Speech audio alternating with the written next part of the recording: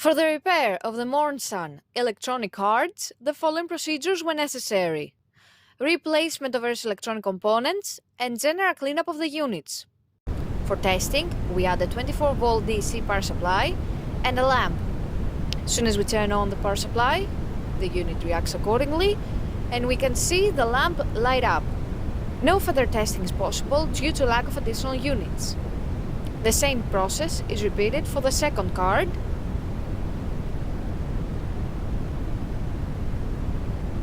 for the third card,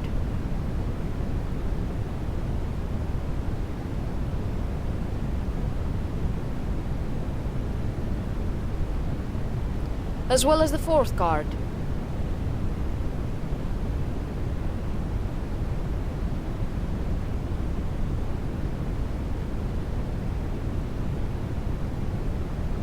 It is now clear that all 4 electronic cards are working successfully and are ready to be delivered to the customer.